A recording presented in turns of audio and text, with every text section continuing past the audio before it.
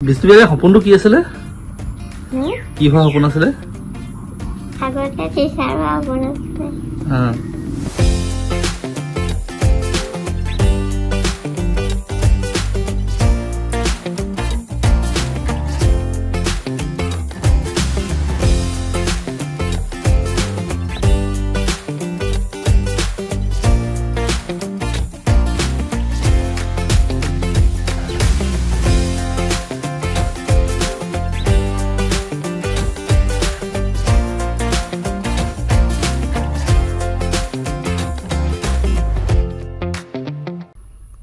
কি কব বিষ্ণুপ্ৰিয়াই যেহেতু এবাৰ বিএ পাছ কৰিছে ডিগ্ৰী লৈছে কি কব কেনেকুৱা লাগিছে আপোনাৰ মাতৃ হিচাপে?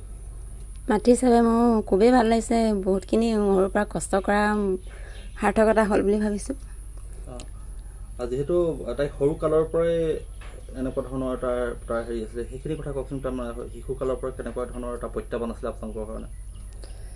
শিশুকালৰ পৰা তাই স্কুললৈ সদায় যাবলৈ বিচাৰে, পঢ়াত খুব ধাউতি বেছি। সেইটো কাৰণে ওচৰতে এল পি স্কুলখন আছিলে, তাতে এডমিশ্যন দিয়াই দিলোঁ। তাৰপৰা পঢ়াটো আগবাঢ়ি গ'ল। তেনেকৈ হেৰিও পাইছিলে, বৃত্তি পাইছিলে।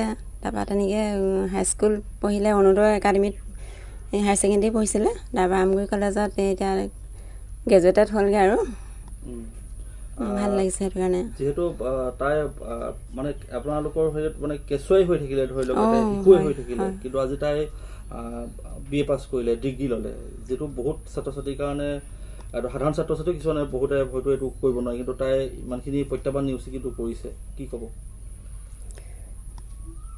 বাকীবিলাক ল'ৰা ছোৱালীকে মানে অকণমান বেলেগ ধৰণৰ যে, সেইটো কাৰণে এই ক্ষেত্ৰতে আগবাঢ়িলে, তাই অন্য ক্ষেত্ৰত আগবাঢ়িব নোৱাৰিলেও যিটো ক্ষেত্ৰত আগবাঢ়িছে আমাৰ সামৰ্থ্য যে সেইকণকে আগবঢ়াই নিছোঁ।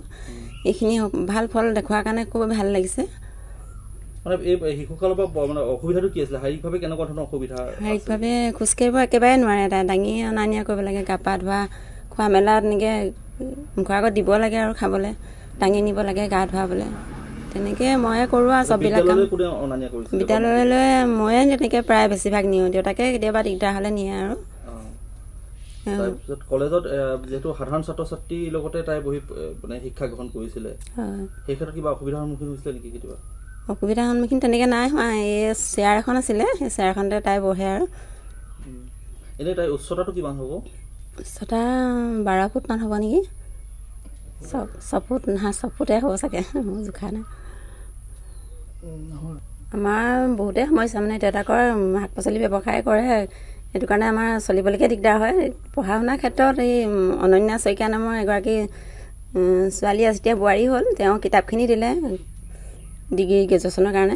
তাৰপাছত এই অনুৰাগ কুমাৰ নাথ, এই তেজপুৰৰ এজন মোবাইল দিছিলে, 3টাই হ'লগৈ। আমাৰ তেওঁ বহুতখিনি সহায় কৰে, মানে ৰিচাৰ্জো ভৰাই দিয়ে, আকৌ খবৰ খাতি লৈ থাকে ভাল বেয়া। তেওঁ এই মনোজ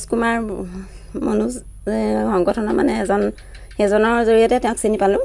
তেওঁ মানে বহুত মানৱীয়তা গুণৰ খাতিৰত তেওঁ দিছে, মানে বহুতখিনি সহায় কৰিলে।